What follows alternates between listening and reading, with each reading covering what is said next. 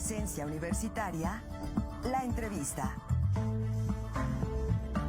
Un punto de encuentro para el análisis y la reflexión. 8 de la mañana ya con 20 minutos. Tenemos ya lista nuestra entrevista del día de hoy. Hoy nos acompaña a través de la plataforma Zoom Graciela Cruz López. Ella es egresada de la licenciatura en Historia de lo que fue la Facultad de Filosofía y Letras de la Universidad de Guanajuato, con quien vamos a conversar en un tema muy interesante. Graciela, muy buenos días y gracias por acompañarnos en Presencia Universitaria. Buenos días, gracias al auditorio, gracias a todos ustedes por haberme contactado y haber hecho posible este acercamiento y esta charla. Gracias. Vamos a conversar justamente en torno a la figura de un personaje histórico del que estoy cierto, pues mucho se ha escrito, mucho se ha hablado, pero me parece que la forma en la que lo abordas tú resulta interesante para la audiencia. Me refiero a Ignacio Allende, el caudillo, y tal vez iniciar justamente la charla en una pregunta que podría ser con respuesta obvia, pero la respuesta sería muy interesante. ¿Quién fue Ignacio Allende y cuál es la trascendencia de Allende en la historia de nuestro país y del Bajío, por supuesto, también? Bueno, Ignacio de Allende y Unzaga es un personaje emblemático de la historia de América, de la historia de México y por supuesto de la historia de Guanajuato y de San Miguel de Allende.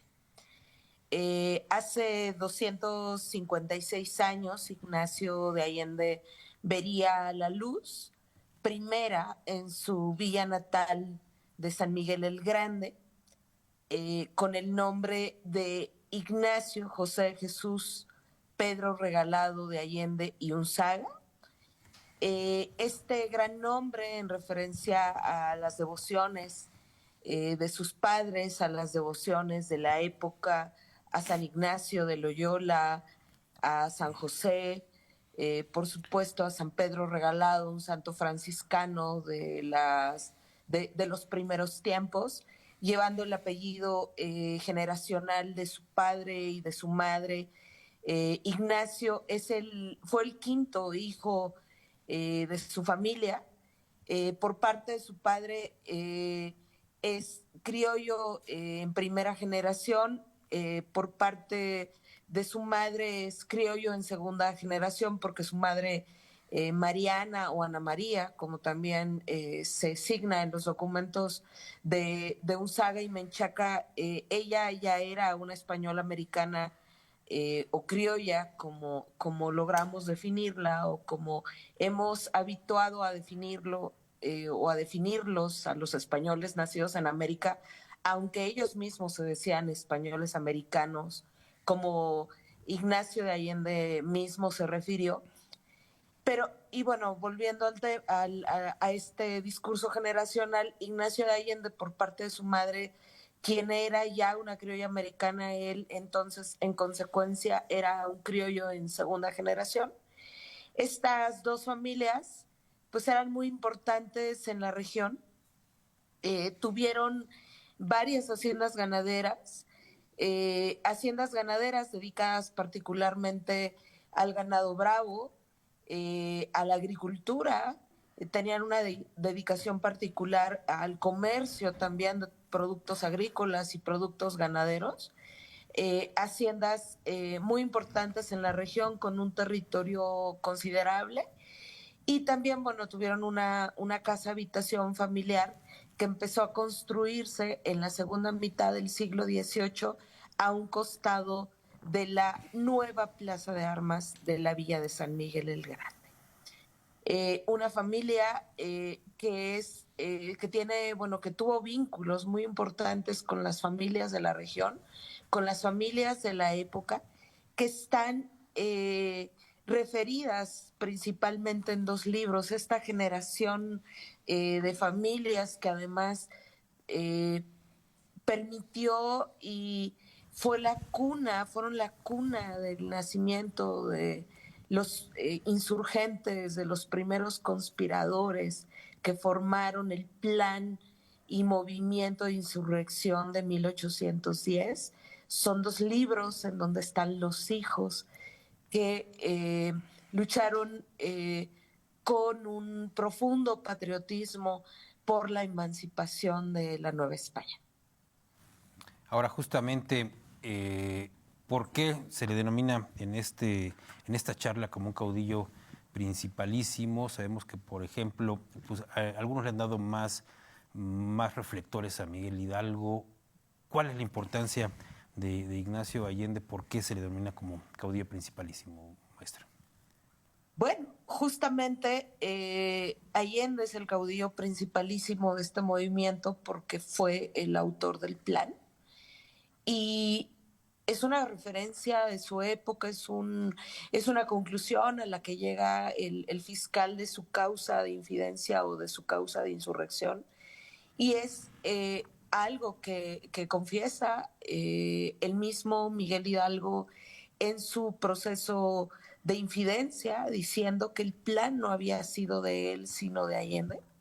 Y está claro que después del acantonamiento en Jalapa entre 1808 y principios de 1809, después de que Ignacio de Allende se entera de la invasión francesa a la metrópoli española, a la península ibérica, él viene decidido a palabrar en San Miguel el Grande y en la región, y bueno, y en las regiones cercanas a San Miguel el Grande, a más de 60 personas, entre civiles, clérigos y militares. Y ese es un estudio profundo que han hecho los allendistas de la época, concretamente la doctora Jiménez Codinach, Marta Terán, quienes han profundizado, por supuesto, en los estudios de independencia de este personaje.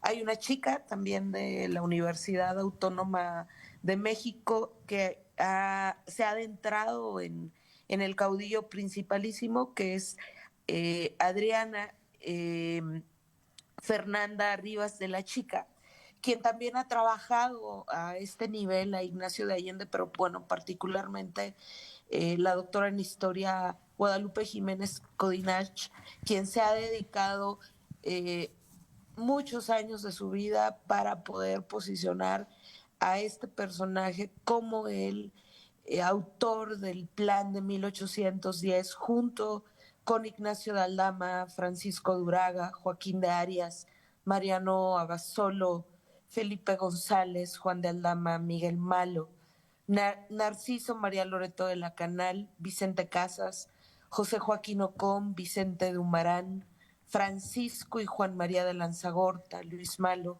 Remigio González, Manuel Castillblanqui, por supuesto Domingo de Allende y Miguel Hidalgo, entre muchos otros más, quienes fueron los primeros conjurados y quienes organizaron una red de organizaciones clandestinas que se extendieron a Querétaro, Celaya, Guanajuato, San Luis Potosí, Valladolid y por supuesto la Ciudad de México. Insurrecciones y concretamente, bueno, conspiraciones y después insurrecciones que tomarían unos 3,000 adeptos, vinculados por el espíritu, por el eje, por el ánimo y por el motor de un plan que pretendía, ante la invasión francesa a la metrópoli española, establecer lo que conviniera a la América. Un gobierno independiente dirigido por aquellos que estuviesen acreditados de buenos patriotas. Graciela, ese era el primer paso. Perdóname que te interrumpa, mi estimada Graciela. Se nos está terminando el tiempo, pero no quisiese cerrar la charla para que nos compartas la invitación, porque es parte de lo que nos estás comentando hoy, lo estarás llevando a cabo este próximo 30 de enero. Sí, concretamente, esta charla va a dedicarse sí al personaje, no tanto a la guerra de independencia, pero sí vamos a hablar de la familia, del origen, del linaje, de los vínculos familiares de sangre, pero también de los vínculos familiares espirituales y de amistad con otras familias de la época.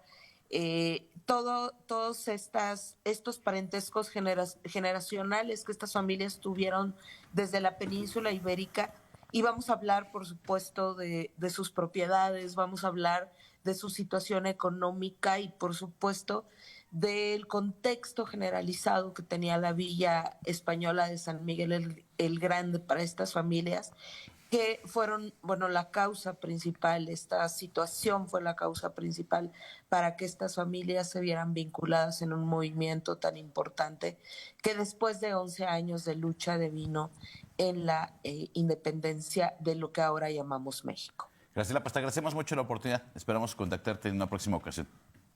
Muchísimas gracias, los esperamos en Casa El Nigromantum Marán 38 el próximo jueves 30 a las 5 de la tarde. Muchas gracias a Graciela Cruz López, egresada de la licenciatura en Historia de la Universidad de Guanajuato. Vamos a una pausa y volvemos con más.